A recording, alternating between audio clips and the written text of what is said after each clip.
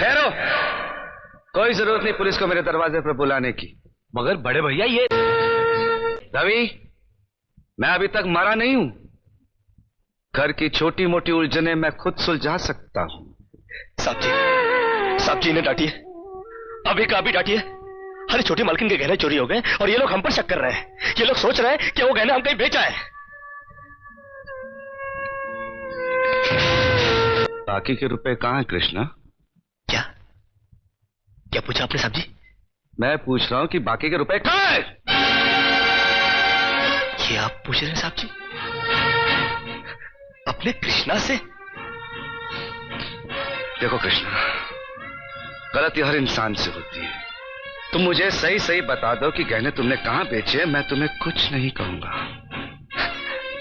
अब कहने के लिए बाकी ही क्या है साहब जी? एक छोटा सा सवाल पूछ के आपने बहुत कुछ कह दिया है साहब जी। कृष्णा, बात को आगे मत बढ़ाओ। बात आगे बढ़ चुकी है साहब जी, बात आगे बढ़ चुकी है। अब तो आप पुलिस को ही बुलाइए। वो जब हमें कुत्ते की तरह मार मार के हमसे पूछेगी ना, अब तो हम तभी बताएंगे कि हम गहने कहां बेच कर आए साहब जी। मत कहो मुझे साहब जी। इसी साहब जी की इज्जत आज तुमने मिट्टी में मिला दी। क्या कुछ नहीं किया था मैंने तुम्हारे लिए, उसका मुझे तुमने ये बतला दिया। अरे भैया ये क्या? अरे हट जाओ ज्योति। जिस दिन मेरी फैक्ट्री जलकर राख हो गई थी और मैं बर्बाद हो गया था, मुझे उतना दुख नहीं हुआ था कृष्णा जितना आज हुआ जब तुमने इस घर में चोरी की है। साहब जी,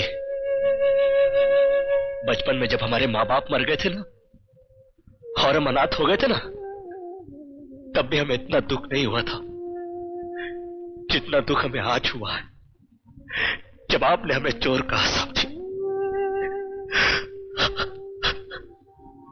आपने हमें चोर कैसे कहा साहब जी? और ज्यादा सफाई देने की जरूरत नहीं है। दूर हो जा, मेरी नजरों से दूर हो जा। निकल जा इस घर से। अरे इस घर से ही क्या, इस गांव को ही छोड़कर चले जाएंगे। अरे मुंह जनात का क्या है, काट लेंगे अपनी जिंदगी कहीं भी। इतने साल इस घर में बेफिक्री से ये समझकर काट लिए कि साहब जी का हाथ है हमारे सर पर। हमको क्या है परवाह किसी बात की, मगर नहीं, अब हम जान गए कि इस दुनिया में अनाथ का कोई नहीं होता। हम जा रहे हैं साहब जी और इस घर में कभी नहीं आएंगे अभी। निकल जा। दोबारा इस घर की दहलीज में कदम भी रखा तो मेरा मरा हुआ मुंह देखेगा तू। अरे नहीं नहीं नहीं, मुझ नौकर के लिए अपने दिल को दुख देने की कोई जरूरत नहीं। मैं कदम भी नहीं रखूंगा यहाँ पर, कभी नहीं आऊंगा।